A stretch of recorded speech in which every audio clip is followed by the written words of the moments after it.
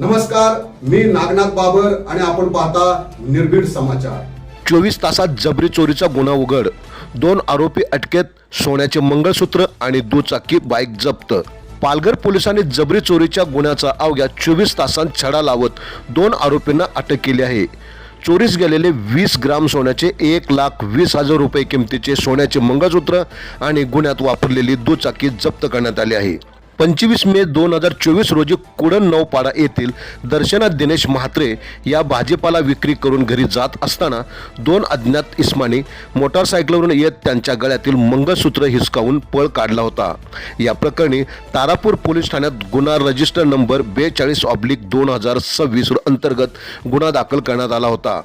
Police अधीक्षक Yatish Deshmukh, upper police अधीक्षक विनायक नरळे आणि उपविभागीय पोलीस अधिकारी विकास नाईक यांच्या मार्गदर्शनाखाली स्थानिक गुन्हे अन्वेषण शाखेच्या पथकाने तांत्रिक विश्लेषण आणि गोपनीय माहितीच्या आधारे दर्शन जगदीश मोरे 44 वर्षे आणि प्रणेश सुरेंद्र पाटील 26 वर्षे राहणार घेवली पालघर यांना अटक केली आहे।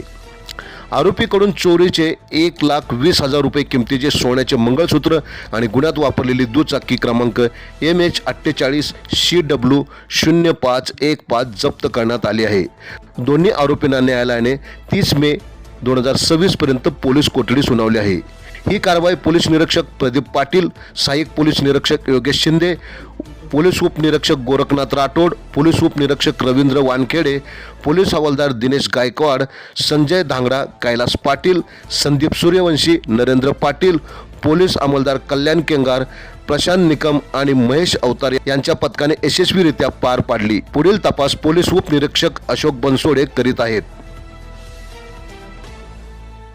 आपण पाहत राहा निर्भीड समाचार।